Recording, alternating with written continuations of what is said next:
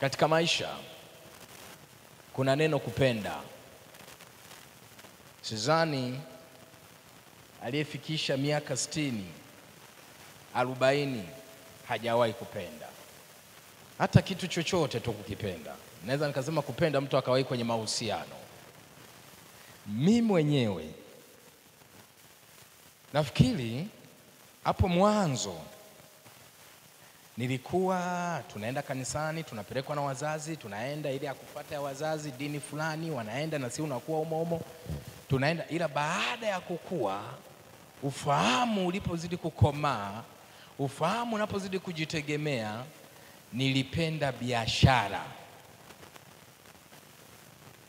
kuliko kitu.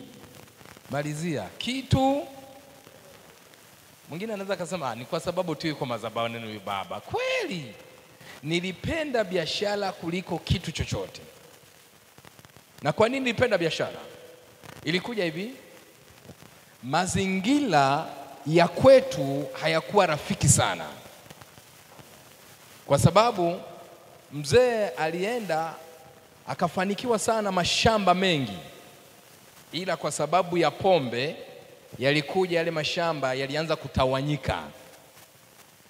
Pombe, huwa napendaga kueleza mimi ukweli. Kilichokuja kuniunganisha na Yesu, unajua kuna mtu mpaka leo anaweza ni rafiki yako, lakini kuna sababu iliyowaunganisha na huyo rafiki. Ni kweli au sio kweli? Ipo sababu ya kwamba tulikutana shuleni kwa tulisoma naye, huyu tulikutana naye kwenye uchawi.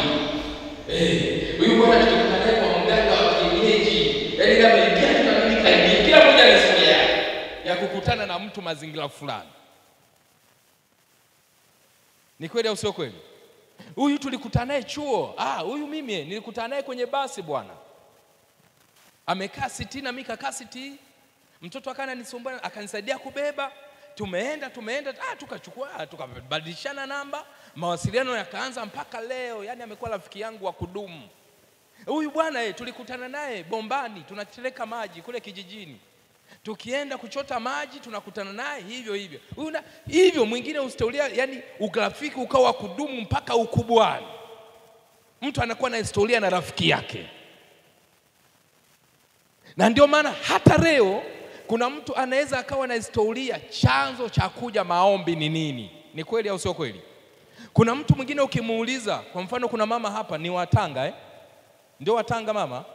Huyu mama yuko Tanga, anasali kanisa la Uwezo wa Bwana Tanga. Kwa Pastor Nuru. Ila ukimuuliza chanzo cha kufika kwa Pastor Nuru ni nini, kipo. Kuna jambo lilisimama, akasikia taarifa ukifika sehemu fulani utafunguliwa. Kuna chanzo cha wewe mpaka tumefahamiana, mpaka umemfahamu Pastor Ima. Kipo chanzo. Kwa mfano mimi kuna chanzo cha mpaka hadi nitokee kumpenda huyu ambaye ninamhubiri leo. Kuna chanzo chake mimi ni tatizo la ugonjwa, na ndio maana mpaka leo nahubiri mahali hapa, na ndio maana mpaka leo sisiti kueleza habari za yeye alioniponya mimi. Kuna chanzo, na mpaka leo ninampenda. Ikageuza, nimetokea kumpenda na kumshuhudia kuliko biashara. Nimetokea kumpenda kuliko fedha. Nimetokea kumpenda kuliko kitu chochote duniani. Kuliko kitu chochote duniani. Wewe leo ukiulizwa ghafla papu, jambo gani unapenda sana la kwanza namba moja, unaweza kunitajia nani? Si mchumba, si mume, si biashara, fedha. Leo kuna watu hata ukiwauliza barabarani wanakuambia fedha ndio mambo yote. Atakwambia ninapenda fedha. Maana kwa sababu fedha ndio jawabu la mambo yote atakwambia. Lakini wasijue Daudi alikuwa anamaanisha nini kuzungumza habari ya fedha ndio jawabu, kwa kipindi gani na wakati gani. Lakini Daudi hakuna alichokuwa anakipenda namba moja zaidi ya Mungu. Fedha ndio inafuata, mambo mengine ndio yanafuata. Lakini mimi ninachokipenda namba moja ni Mungu, namba 2 utu kwa mwanadamu, namba 3 ndio fedha. Makofi kama unanielewa.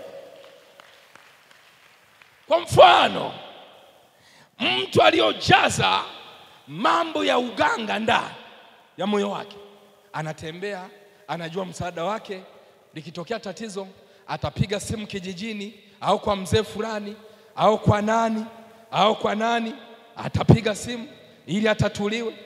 Hata utapoenda kumwomba ushauri, kumwambia mimi na matatizo jamani yananiandama, cha kwanza atachoweza kukushauri, atakuelekezea wapi? Nipe majibu, atakuelekezea wapi? Kwa nani? Maana ndiye aliyoko ndani. Jamani, ni kweli au sio kweli? Ndiko aliyoko ndani ya moyo wake, ndicho kilichojaa ndani ya moyo wake, ndicho kilichojaa, ndio amejaza hicho ndani. Haya, tafakari wewe, umejaza nini ndani ya moyo? Umemjaza nani ndani ya moyo? Na unampenda kiasi gani? Je, uko tayari kumwongea hata kazini kwako? Au naogopa watu wasijue ya kwamba umempenda? Hebu kumbuka, kuna wapenzi wawili wanaweza wakatokea. Binti akampenda kijana, hawezi akaona haya kwenda kumweleza wazazi wake ya kwamba nataka nije nimtambulishe mume wangu mtarajiwa, nataka nije nimtambulishe. Yani kumtambulisha ni kumfahamisha ya kwamba huyu ndiye anaokwenda kuwa miliki yangu. Makofi kama unanielewa. Yani sijui unanielewa vizuri? Unanielewa vizuri? Wewe unamtambulishaje umpendaye? Ukimpenda mtu, sikiliza, siku zote hata sherehe inapotokea atakuwa namba moja kumuita. Ni kweli au sio kweli? Utamuhusisha kwenye matukio. Jamani, nina jambo langu rafiki yangu, hebu tufanye nini? Yani kila jambo utamuhusisha. Sijui tafasiri yake unakuna nielewa mimi na maana gani? Naongelea mfano tu wa kibinadamu. Ukimpenda mtu, ila mimi target yangu hapa, shabaha yangu ni Mungu. Sema mina ya kwamba ukimpenda Mungu, kila jambo utamuhusisha. Ukimpenda Mungu, utakuwa na uwezo wa kumwelezea katikati ya duka lako. Utakuwa na uwezo wa kumwelezea katikati ya usafiri wako. Utakuwa na uwezo wa kumwelezea katikati ya ofisi ulionayo. Utakuwa na uwezo wa kumwelezea katikati ya familia yako. Utakuwa na uwezo wa kumwelezea kila mahali unaposimama. Kwa nini? Ndiyo namba moja tumejifunza. Na hili neno limetokea kwa mtumishi wa Mungu huyu hapa. Unaitwa nani ndugu yangu? Sawa, nani? Ibrahim pamoja na Mama Riri wametupa ujumbe huu, na sisi tukauongezea nyama. Tukaona kumbe tukiacha dhambi, kumbe tukimwabudu Mungu mwenyewe peke yake, tutakuwa na ujasiri wa kumwelezea tunapopita, wa kumwelezea tunapokuwa, bila kuogopa, hautaogopa kujieleza ya kwamba nakwenda kanisani.